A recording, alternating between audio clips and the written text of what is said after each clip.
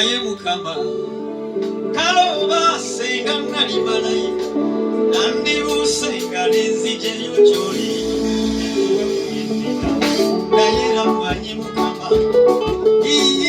kabaka ssebo wengabo keri emitima ekyo nakyo kimanyi mazibu omuntu omulungi ataleka bali mu muliro nzooba kuweeki omuntu omulungi atakuleka ne booba amagombe mukama yani alina obuvumu alinga kwesebo ayimirira n'abantu ne bwe baba nga bali ne bwaba taata ab'emama empologoma bakubye adduka emisinde n'akoleka wangu abonye kale siirekayo kuyimba ku linnya ly'omukama watakyuka ekiseera kyonna amazima gwe byonna mu byonna olina byonna ensi byetaaga endwadde zaalumanga fuuka musango asinga abayala bakutadda yesu yekwembera ensi gyeyetaaga obwavu bwadduka nabwo olibulamu ensi. Alright, yes, oli ku Glosh TV nga bulijjo nateera njagala kubanga nkubuzaako muganda wange gwe wenna atugoberera wano ku mukutu gwaffe gwa YouTube nti wasiibye otya ogamba otya kasubire oli bulungi. Nateera nkujjukiza nti nja kusaba muganda wange genda wansaawo osubscribinge olikinge ateera osharinge still osobola okomentinga okusinzira ku video eno nga woba okoze ki nga woba ojabe. Nateera nyongera okubanga nkujjukiza gwe wenna eyandyetaaza okubanga olanga naffe aba Glosh TV osobola okubanga otunoonyako kanamba kaffe ak'essimu 0750312083 oba 0750312083 ojja kubanga osobola okubanga otufuna tujja kubanga tukulangira bizinesi yo osobola okubanga naawe ogikuba abantu mu maaso. Nafunyenze wempita sitani yetuge leno kubotola nakimekinze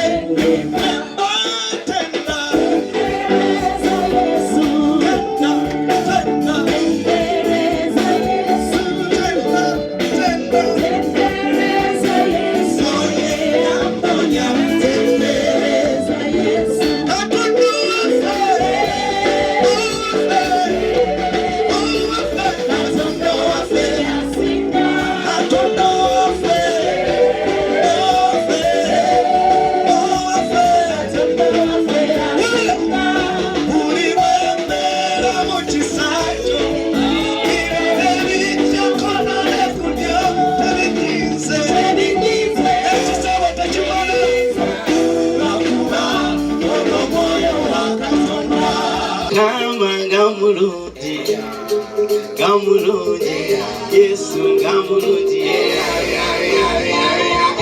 I thank you for my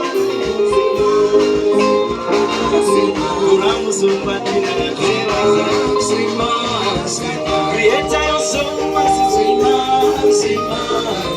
everything we don't deserve. Come on, face it. C'est Joseph Ngoma. Mu bufunzo olw'obudde ebitono byemmanyi ku Pastor Twina Albert oba ebingi. Pastor Twina Hallelujah. Pastor Twina y'omu ku bayimbi abangi oba abatono ennyo be tulina mu Uganda mu gospel music industry oba mu nsi y'okuyimba ennyimba eziryowa emyoyo abali ennyo mu mitima gy'abantu oba bali ennyo ku mitima gy'abantu. Ate y'omu ku bayimbi bemmanyi abaagala okuyimba n'ekigendererwa eky'okuweereza Katonda. Musajja yagalira ddala Katonda. Baddeko mu concerts ennyingi emyaka mingi kuba nawulira Pastor Twina mu kuva mu 2009 nga nakayimba oluyimba lwasooka Katonda 2009 nali mukozi oluyimba lwe bayita Gwe Byonna mu Byonna ne mpulira Pastor Twina nga yimba sirya kyama Yesu byakola ebyo simanyi kakati Pastor Twino okukola mbadde muwulira ng'ajja akola ennyimba muyimbi okuyimba ennyimba nga ziddiŋŋana nga zigenda mu bantu nga mu kiseeri bantu si kyangu ekyo tukyebaliza Mukama. So kyensobola mu bufunze nga bwe bagambye Pastor Twino muyimbi w'amaanyi nnyo Mukama gwadde omukisa okuyimba eri emitima gy'abantu eri obulamu bw'abantu era mumanyi ng'obulamu bw'abantu bangi bukyusiddwa okuyita mu nnyimba ze mu linnya lya Mukama waffe Yesu. Pastor Twino muyimbi mulungi agwana okuwagirwa kimugwanira kikoleredde aweereza Mukama emyaka Mukama amuwa omukisa mu linnya lya Yesu. So nze Joseph Ngoma bye byange kyemmanyi kikonsati y'omulundi guno nga by'obukiza bwagambye abantu bayinza ekisaawe kiyinza obutajyamu bantu abantu bayinza ekintu ekisaawe kiyinza obutamala era musibaseko badde osobola wandibadde okikolako mangu okubeera nti wafunibwawo ekikufo ekirala ekinene mu linnya lya Mukama waffe Yesu. Ono ye musajja yasooka okumpa akatuuti ak'amaanyi kubanga obwasooka nze yabwewanga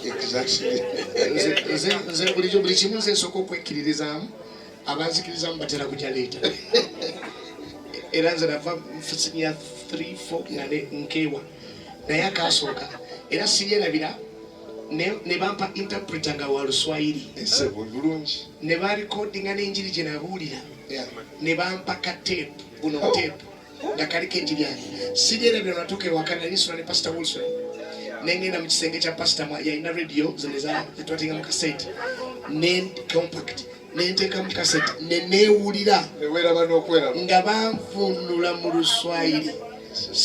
So he has been part of that journey and kuva kolo nga awandika about worship.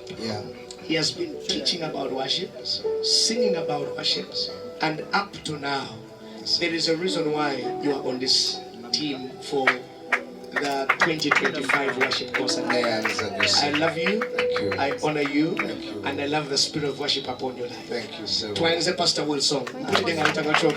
Our journey is a long one. Okuvanga n'emyaka 16. Waliwo agenda okubuuza gwali mwaka kinayi mu kireke. Kugamba simanyi nze ndi musanyufu nnyo bwe ndaba okusinza nga mukuwadde platform nga zefaanana bweti n'okutendereza. I'm the most blessed. Era nkusuubiza ngenda kubaawo.